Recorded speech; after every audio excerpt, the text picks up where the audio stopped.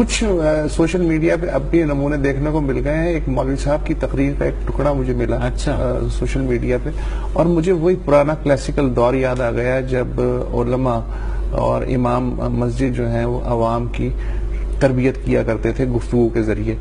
میں سنوانا چاہ رہا ہوں, سنائیے جناب. آج ہم کہتے تو ہیں کہ ٹکر لیں گے امریکہ سے, یہ ہمارے نعرے خالی کھولے یہاں ممبر پہ بیٹھ کے. گاؤں کے چودھری سے مقابلہ نہیں کر سکتے, اس کے سامنے حق بات نہیں کہہ سکتے ہم. مسجد کی انجمن کے صدر کے سامنے حق بات ہم کہہ نہیں سکتے تو امریکہ کو للکار دیں گے. جھوٹ ہے, مکر فریب ہے, دجل تلبیس ہے, اپنے آپ سے دھوکہ ہے, خود فریبی ہے. تو میں کہا کرتا ہوں آج ہم کہتے ہیں ہم ٹکرا کے یوں کر دیں گے وہ کر دیں گے, جذبات ہمارے دیدنی ہوتے ہیں, لیکن حال ہمارا کیا ہے کہ ہماری مسجدوں کی لیٹرینوں کے لوٹے بھی زنجیروں سے بندھے ہوئے ہیں. جس قوم کے کردار کی گراوٹ کی یہ کہانی ہو وہ دنیا کی قوموں سے جو اس وقت مادی ترقی کر چکی ہیں اور اخلاقی طور پر بھی وہ بہت بلند ہے, تو کیا ان کے ساتھ ہم مقابلہ کر سکتے ہیں؟ ہم ذرا غور کریں. میں ایک دن یہاں جمعہ پڑھانے نکلا تو اسی روڈ کے اوپر ایک جو ہے وہ گدا گاڑی جا رہی تھی جس کے پیچھے جلی روپ میں لکھا تھا جلنے والے کا منہ کالا. میں سر پکڑ کے بیٹھ گیا. میرا معاشرہ اتنا نیچا ہے, اتنا گندا ہو گیا اور اتنا جو ہے وہ چھوٹا ہو گیا کہ اس مزدور سے بھی جلنے والے اس معاشرے میں موجود ہیں. اگر باہر کوئی گرمیوں میں واٹر کولر نصب کرے تو وہاں گلاس کے ساتھ زنجیریں کیوں باندھتا ہے؟ کبھی اس آئینے میں اپنے آپ کو دیکھا ہم نے؟ ہم کہاں گرے ہوئے ہیں؟ ہماری گراوٹ کا کیا عالم ہے؟ جب میں کہتا ہوں الہی میرے احوال دے, حکم ہوتا ہے اپنا نامہ اعمال دے. آج ہمارے اوپر جو ظلم جبر مسلط ہے ہر طرح سے, ہم جن مشکلات میں ہیں, کبھی ہم نے خود دیکھا کہ ہمارے ساتھ یہ ہو رہا ہے؟ کیا ہمارے ساتھ یہ واقعہ ہونا چاہیے اس لیے ہمارے ساتھ ہو رہا ہے؟ اللہ تعالیٰ کسی کے ساتھ ناانصافی نہیں کرتا. یہ اللہ تعالیٰ جل شانہ منصف ہے. جو کچھ ہمارے اوپر ہو رہا ہے یہ ہمارے گناہوں کی سزا ہے. آج ہم روتے ہیں حکمران لوٹ کے کھا گئے. یہ احتجاج ہوا ہے پرسوں, میں بھی موٹر وے سے آ رہا تھا, راستے کے اندر جو ہے وہ اس قوم نے ٹرک لوٹ لیے.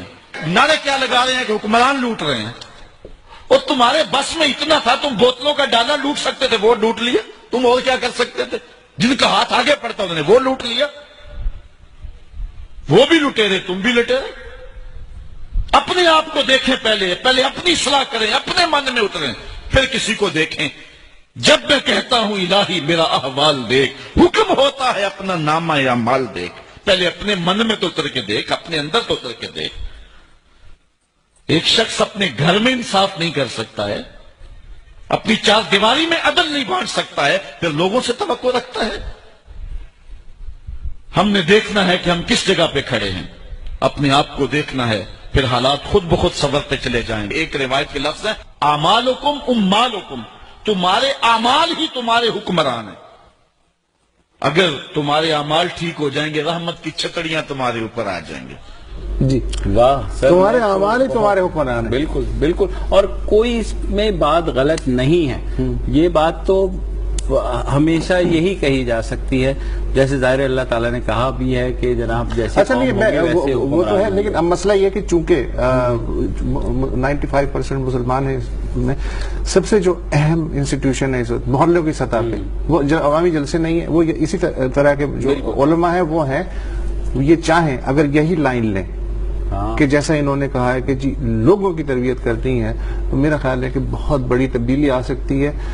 لیکن مشکل یہ ہے کہ اکثر علماء کو شاید اس کی اب نہ عادت رہی ہے نہ فرصت رہی ہے. اور ظاہر ہے ان کے پاس بھی اب لینڈ کروزیں ہو گئی ہیں, تو خیر کوئی بات نہیں, باہر ظاہر ہے نا دنیا. لیکن بلے شاہ کا مجھے اس کو سن کے وہ یاد آ گیا, تو اپنے من میں چھوڑیا ہی نہیں. تو ظاہر ہے ہم دوسروں کے اوپر تو تنقید کرے چلے جاتے ہیں, لیکن اپنے دل میں کبھی گھس کے نہیں دیکھتے. کل جناب